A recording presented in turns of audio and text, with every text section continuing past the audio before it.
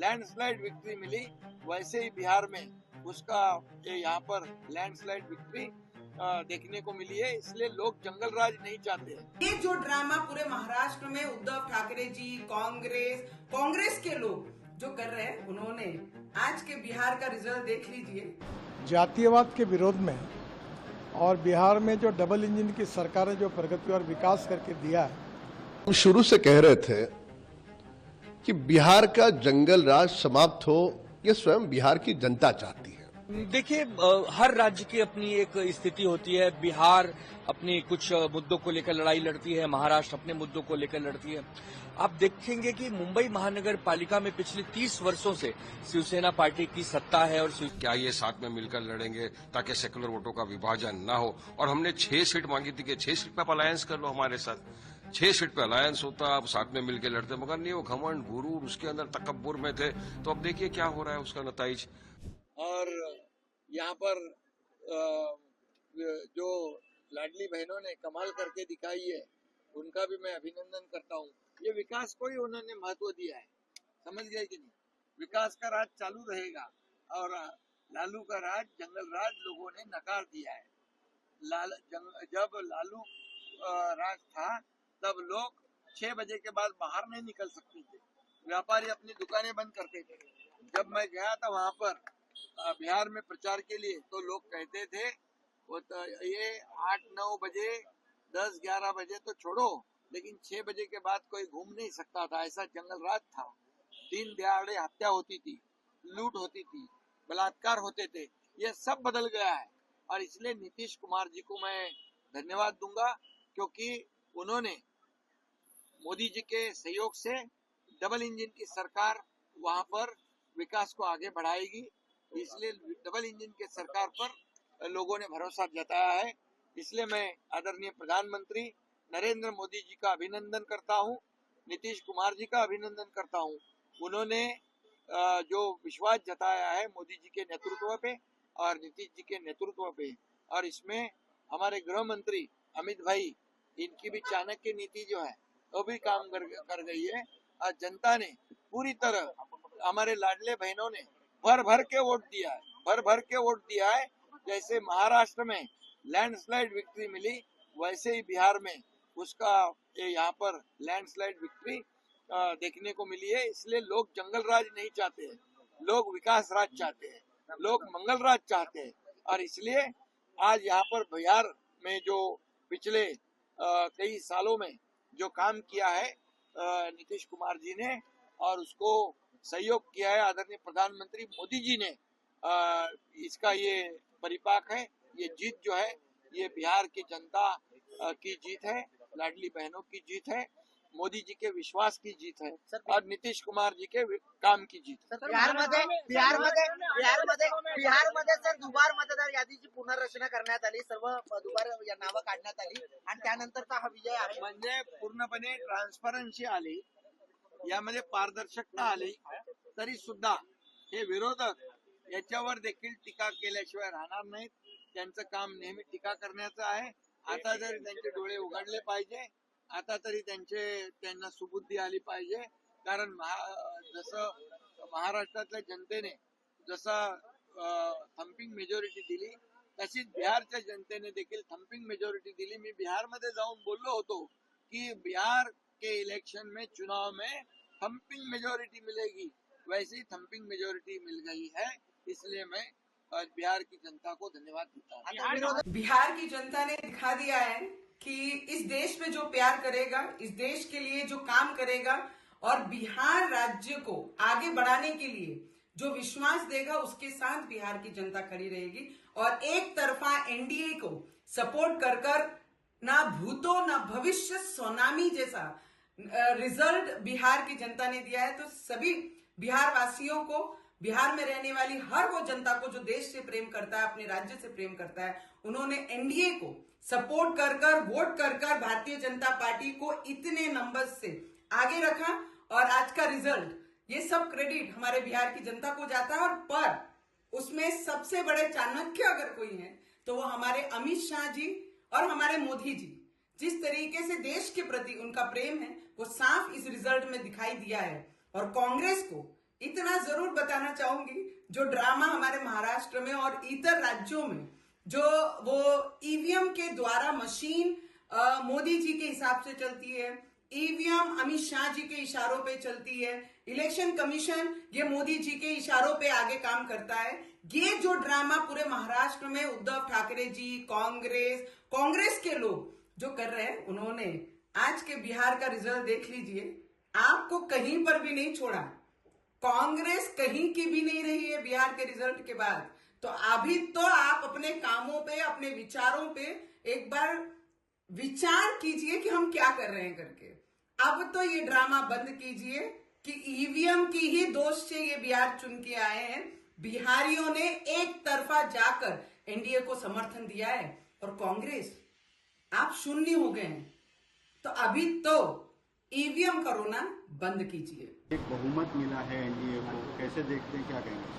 बिहार की जनता ने एनडीए को जिस प्रकार से समर्थन दिया है वो बहुत ऐतिहासिक है।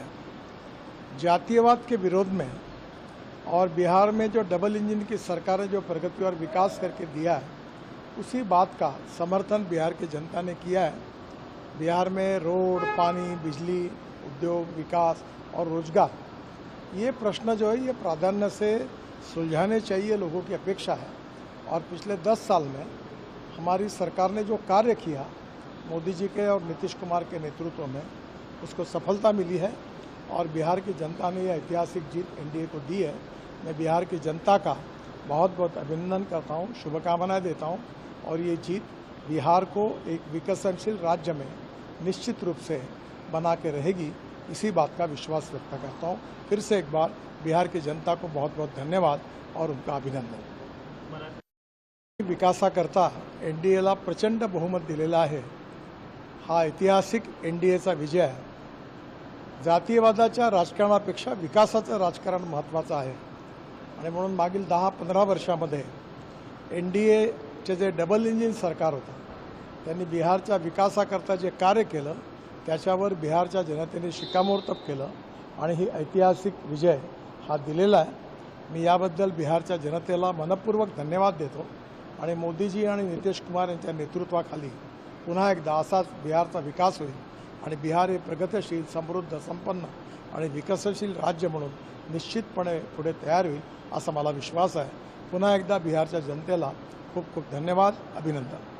हम शुरू से कह रहे थे कि बिहार का जंगल राज समाप्त हो, यह स्वयं बिहार की जनता चाहती है और प्रातः से लेकर अब तक जो चुनाव के रुझान है वह यह स्पष्टता के साथ दिखा रहे हैं कि बिहार में हम फिर से एक बार जीत रहे हैं, एनडीए की सरकार आ रही है। आदरणीय मोदी जी का नेतृत्व और उसके कारण समूचे देश में जिस प्रकार का एक विकास का माहौल है और साथ साथ में पूरे विश्व भर में भारत की जो छवि, विश्व गुरु करके भारत को धीरे धीरे सारा विश्व स्वीकार कर रहा है, कई सारे बिंदु हैं और इन्हीं बिंदुओं को लेकर बिहार की जनता ने एनडीए पे फिर से एक बार विश्वास दिखाया है। देखिए, हर राज्य की अपनी एक स्थिति होती है। बिहार अपनी कुछ मुद्दों को लेकर लड़ाई लड़ती है, महाराष्ट्र अपने मुद्दों को लेकर लड़ती है। आप देखेंगे कि मुंबई महानगर पालिका में पिछले 30 वर्षों से शिवसेना पार्टी की सत्ता है और शिवसेना पार्टी ने बहुत अच्छा काम किया हुआ है। तो हमें पूरी उम्मीद है कि उद्धव ठाकरे साहब की और आदित्य ठाकरे साहब की जो नेतृत्व वाली शिवसेना है वो बहुत अच्छा यहां पर करके दिखाएगी, क्योंकि मुंबई की जनता के मुद्दे अलग हैं, बिहार के अलग हैं। मुंबई की जो सबसे बड़ा मुद्दा है गटर मीटर वाटर, उसके लिए जिस प्रकार शिवसेना सड़कों पर उतरकर और शाखा के माध्यम से काम करती है, 80% समाज सेवा और 20% राजनीति का जो एक प्रकार से हमारा उदाहरण रहा है, तो हमें लगता है कि मुंबई महानगर पालिका हो चाहे और 28 महानगर पालिका हो, इसमें महागठबंधन या इंडिया आघाड़ी या महाविकास आघाड़ी को ही बढ़त मिलते हुए दिखेगी। क्योंकि बिहार में भी आप देख रहे हैं कि जिस प्रकार लोग कह रहे थे कि कांग्रेस खत्म है, वहां भी कांग्रेस अच्छा गेन कर रही है।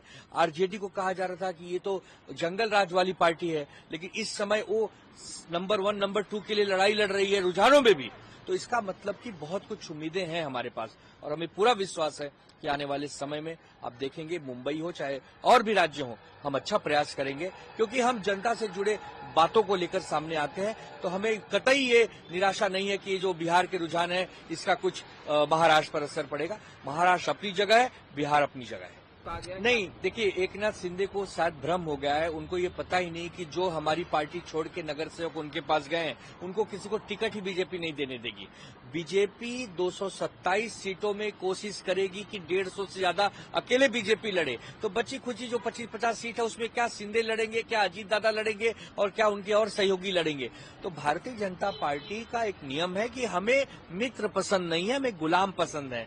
तो एकनाथ शिंदे अपने कार्यकर्ता भाग न जाएं, उनको बचाने के लिए, उनको भ्रमित करने के लिए ऐसे बयानबाजी कर रहे हैं। भारतीय जनता पार्टी उनको इस महानगर पालिका चुनाव के बाद समाप्त कर देगी क्योंकि अमित शाह जी पहले भी कह चुके हैं कि 2029 में भारतीय जनता पार्टी अकेले सत्ता लाने में सक्षम है और उनके नेता समय समय पर ये कहते हैं कि बीजेपी को अब किसी बैसाखी की जरूरत नहीं है, ये अमित शाह भी कह चुके हैं। तो भारतीय जनता पार्टी क्या महानगर पालिका में उनको देगी ये एकनाथ शिंदे को भी पता है। वो तो जस्ट जिंदा रहने के लिए राजनीति में कि कैसे हमारे कार्यकर्ता भाग न जाए, निराश न हो जाए, इसके लिए ऐसी बातें कर रहे हैं। हम वही कह रहे हैं कि देखिए, चुनाव तो लड़ सकती है 150 से ऊपर, लेकिन वो 50 सीटों से ज्यादा ला नहीं सकती क्योंकि उसका मुकाबला असली शिवसेना से जमीनी स्तर पर जब होने जा रहा है तो जमीन पर कल भी शिवसेना मजबूत थी, आज भी शिवसेना मजबूत है और कल भी शिवसेना ही मजबूत रहेगी।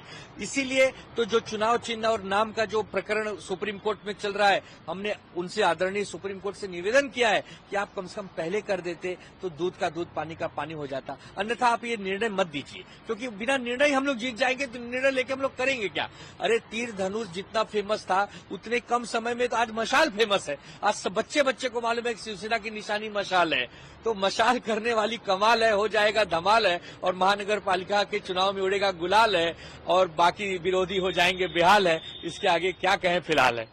तो जिस तरह से देखिए, नतीजे जो भी हो तो पब्लिक, जनता जनार्दन फैसला करती है। हमारी पार्टी भी अल्हम्दुलिल्लाह अच्छा वहां पे परफॉर्मेंस कर रही है। अब तक जो बहुत इनिशियल स्टेजेस है, लेकिन फिर भी हम 3 जगहों के ऊपर आगे दिखाए जा रहे हैं और काफी जगहों के ऊपर भी हम आगे आ रहे हैं और ये शाम तक नतीजे क्लियर हो जाएंगे और हमको यकीन है इंशाल्लाह इस वक्त मजलिस इत्तेहादुल मुस्लिमीन को भी काफी अच्छी बढ़त मिलेगी और हमारे काफी सारे एमएलए बनेंगे, बिहार की असेंबली में जाएंगे। अब हम पब्लिक का, जनता का, सबका तहे दिल से शुक्रिया अदा करते। देखो, जनता ने वोट दिया, हमने सबने मेहनत की, जनता ने मोहब्बत से, दुआओं से नवाजा, वोटों से नवाजा और काफी बड़ी तादाद में वोटिंग भी हुई है। अब इनिशियल स्टेजेस चल रहा है, लेकिन फिर भी स्टेज के ऊपर इतनी ज्यादा सीटें हमारी आगे आना दर्शाता है साहब कि हमको इंशाअल्लाह ताला आगे शाम तक का पूरा क्लियर हो जाएगा, हमको अच्छी कामयाबी मिलेगी। देखिए साहब, हम तो ना ये एनडीए का हिस्सा थे ना ये महागठबंधन का हिस्सा थे। महागठबंधन वालों को हमने पहले ही कहा था कि आइए साथ में मिलकर लड़ेंगे ताकि सेकुलर वोटों का विभाजन ना हो और हमने 6 सीट मांगी थी कि 6 सीट पे आप अलायंस कर लो हमारे साथ। 6 सीट पे अलायंस होता, आप साथ में मिलकर लड़ते, मगर नहीं, वो घमंड, गुरूर, उसके अंदर तकब्बुर में थे। तो अब देखिए क्या हो रहा है उसका नताइज। हम तो लड़ रहे हैं और हम तो आप माशाल्लाह काफी जगह के ऊपर सीमांचल में हम तो आगे जा रहे हैं। अब जो भी फैसला होगा जनता का तो सबको स्वीकार करना पड़ेगा। अब किसकी सरकार बनती है, किसकी नहीं बनती है तो शाम तक पता चल जाएगा। लेकिन जो रुझानों की आप बात करें, रुझानों के हिसाब से मैं बता रहा हूं कि जहां तक हमारा सवाल है, हमारा परफॉर्मेंस अब तक तो काफी अच्छा चल रहा है, 2-3 सीटों के ऊपर आगे चल रहे हैं। और बाकी जो महागठबंधन का होना है, जो एनडीए का होना है, ये तो अभी शाम तक फैसला हो जाएगा। मगर हमको यकीन है और हम तो शुक्रिया अदा करते हैं जनता का दिल से, जिन्होंने हमको मोहब्बत से नवाजा, वोटों से नवाजा। शुक्रिया, जनता का फैसला, जनता जनार्दन है। बहुत सारी बातें हैं महागठबंधन के अंदर भी, आपसी के अंदर भी, जो उनके तनाव, खिंचातानी और काफी जरूरत। देखिए, दूसरा मुद्दा ये भी था जो हमने भी उठाया था कि आप एक मल्लाह को जो 2% वाला उसको उप मुख्यमंत्री घोषित कर देते हो, एक 14% वाला यादव को आप मुख्यमंत्री घोषित कर देते हो, मगर एक 19% वाला मुसलमान को क्यों नहीं? क्या गुनाह किया है मुसलमानों ने? 19% मुसलमान है बिहार में, क्या कोई ऐसा उनमें नहीं है जो नेता बन सके, बिहार का उप मुख्यमंत्री बन सके, मुख्यमंत्री बन सके? क्यों नहीं? तो काफी चीजें हैं। उसके बाद में वो महागठबंधन के तेजस्वी साहब तो हमारे पार्टी अध्यक्ष को एक्सट्रीमिस्ट बोल रहे हैं। अरे एक्सट्रीमिस्ट का चरमपंथी क्यों भाई? आपने दाढ़ी देख ली, टोपी देख ली तो आपको एक्सट्रीमिस्ट लगा। आपने बोल के पूरे मुसलमानों के दिलों को ठेस पहुंचाई, सिर्फ ओवैसी साहब को ही नहीं, आपको पूरे मुसलमानों से माफी मांगना चाहिए। हक, इंसाफ, न्याय की बात करना क्या चरमपंथी हो गया है क्या? नहीं, ये थोड़ी सी जल्द